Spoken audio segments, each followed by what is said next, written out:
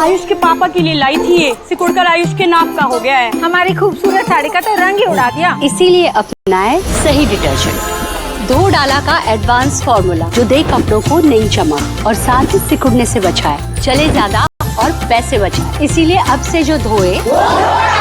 अब गाली गलौच और इस तरह की राजनीतिक दूरियां, ये राजनीति में चलता रहता है, आगे भी चलेगा, खत्म नहीं होने वाला। लेकिन माँ की गाली देना, 7 दिन निकल गए, एक लफ्ज नहीं बोलना, क्या ये शोभा देता है? आप तो मोहब्बत की दुकान चलाते हैं ना। एक शब्द नहीं निकला मुंह से कि भाई साथियों ये गलत बात है, ऐसा मत कहो, कोई एक्शन ले लेते। लड़की हूं, लड़ सकती हूं, वो ही कुछ कह देती। अश्विनी जी, इतनी छोटी राजनीतिक स्तर क्या शोभा देता है? नाविका जी, आपके दर्शकों को प्रणाम और मैं भगवान से दुआ करता हूं कि आपका जो भी चोट है बहुत जल्दी आप रिकवर करें। रही बात गाली की, भारतीय जनता पार्टी का डीएनए है गाली देना, कांग्रेस का डीएनए नहीं है गाली देना। हमने कभी भी गाली वाली राजनीति नहीं की। ये हमेशा से डीएनए भारतीय जनता पार्टी का रहा है। इनकी राजनीतिक रोटियां केवल 2 विषयों पर सेकती हैं। एक, लोगों में अंदर उन्माद फैलाओ, चाहे वो कम्युनल लाइंस हो, चाहे विक्टिम कार्ड खेलो, और 2, वोट चोरी करो। वोट चोरी को राहुल गांधी जी ने बिहार में, महाराष्ट्र में, कर्नाटका में एक्सपोज किया है और गाली वाले मैटर पर जनता इनको एक्सपोज करेगी, क्योंकि इनकी गाली का जो डीएनए है वो राइट फ्रॉम प्रधानमंत्री जी से स्टार्ट होता है। प्रधानमंत्री जी देखिए कैसी भाषा का इस्तेमाल करते हैं। 50 करोड़ की गर्लफ्रेंड बोलते हैं, जर्सी काऊ बोलते हैं, हाइब्रिड सन बोलते हैं, क्या क्या शब्द इस्तेमाल करते हैं। इनके नेता दया सिंह तो जो है, मंच से प्रधानमंत्री की माता जी को गाली दे? नहीं, हमने बोला ना, हमने नहीं कोई गाली दी। राहुल गांधी ने गाली दी है क्या? मंच पे कोई बीजेपी का एजेंट घुस करके प्रधानमंत्री को गाली देता और बाद में प्रधानमंत्री जी रोते हैं, तो ये पॉलिटिक्स पहले भी कर चुके हैं। हम पहले भी बोल चुके हैं कि हमको रोज हजारों गालियां मिलती हैं, हमारा गालियों से ही पेट भरता है। तो शायद इस बार थोड़ी कम पड़ गई हो, 2-4 एजेंट भेज दिए होंगे और जाके गाली दे के आओ, जिससे हमारी राजनीतिक रोटियां सेक सके। क्योंकि इनको उन विषयों पर वोट नहीं मांगना है जो इन्होंने वादे किए थे। जाए प्रधानमंत्री, जाए रैली करें और 2 करोड़ जॉब्स की बात कहें और वोट मांगे।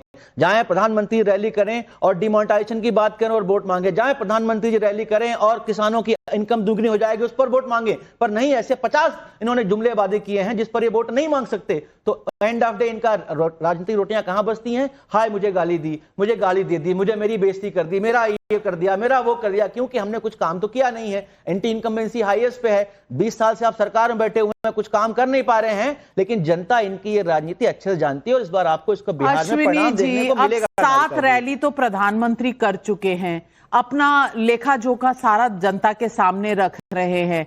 आपके पास कौन से मुद्दे हैं? वोट चोरी का मुद्दा आप कौन सा ले रहे हैं हिसाब किताब? लेकिन राधिका खेड़ा जी, हर चुनाव में प्रधानमंत्री को गाली देना, इस बार तो वो भी मर्यादा पार करके माता जी तक पहुंच गए, जो मां आज इस दुनिया में नहीं है। मैं पूछना चाहती हूं कि कह रहे हैं कि बीजेपी का एजेंट है जो ऐसा कर रहा था। झंडे वहां मुझे नजर आ रहे हैं कांग्रेस के, एजेंट बीजेपी का। सभी को नमस्कार। Navika ji, good to have you back. और आज बहुत अहम दिन है, अच्छा हुआ आज आप वापस आ गई और ये शो हो रहा है।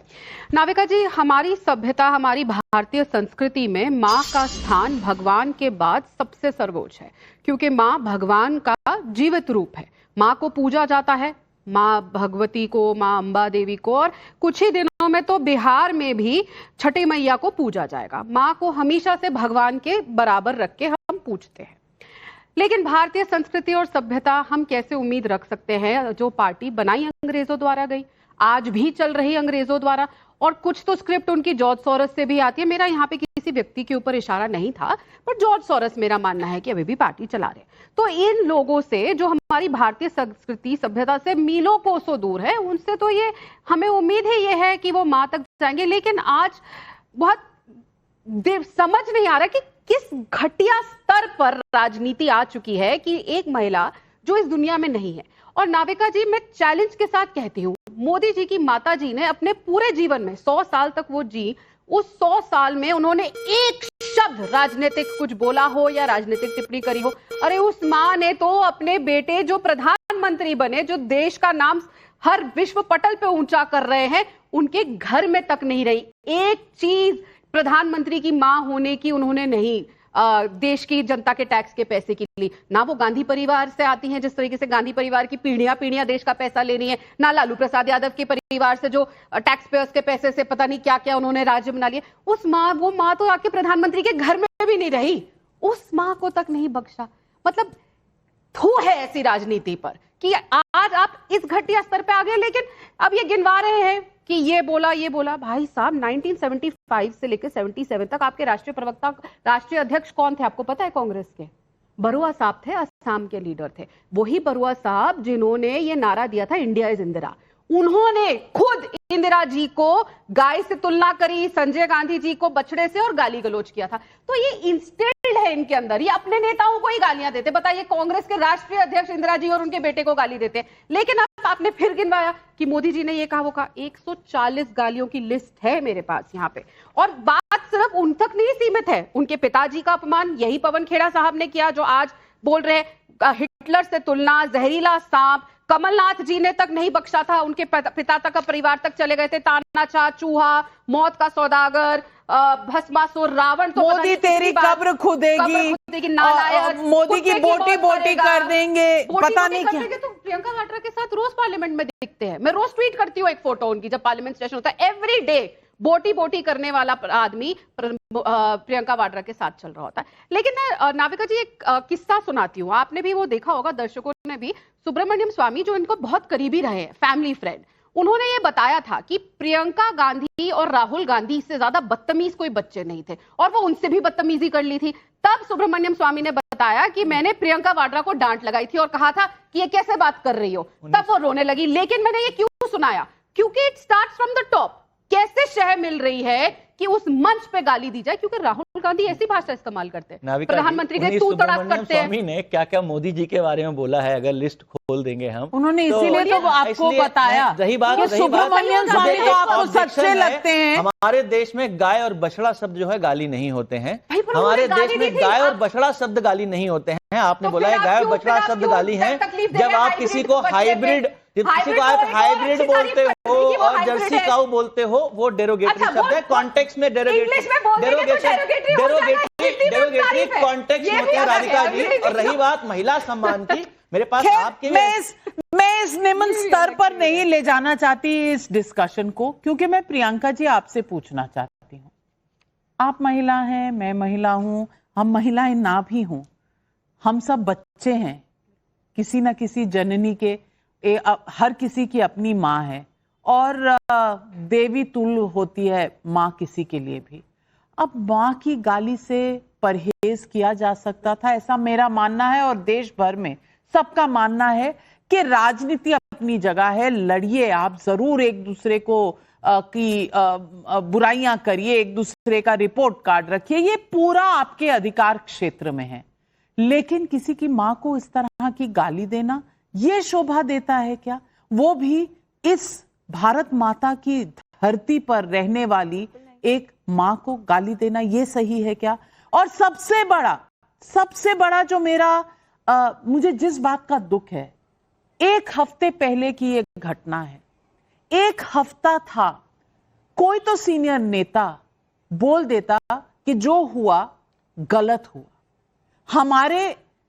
हमारे स्टेज से हुआ, चाहे वो रैली के बाद हुआ, किसने कहा क्या कहा, पर अगर हुआ तो गलत हुआ। मैं पूछना चाहती हूं प्रियंका जी, तेजस्वी जी या राहुल गांधी जी, किसी ने एक शब्द नहीं बोला? आज ये हमारी संस्कृति है, ये हमारी देश की विचारधारा है। नविका जी, ये नवभारत टाइम्स का ही, आप ही के पोर्टल का ये कटिंग है न्यूज का, जहां साफ तौर पर ये लिखा हुआ है कि जो व्यक्ति वहां जिसने गाली दी, पुलिस इन्वेस्टिगेशन में ये पाया गया कि ना वो राजद से जुड़ा है ना वो कांग्रेस से जुड़ा है। एक बात क्लियर। अब दूसरी ही क्लिपिंग आप ही की है, कटिंग है ये न्यूज पोर्टल की, नवभारत टाइम्स की।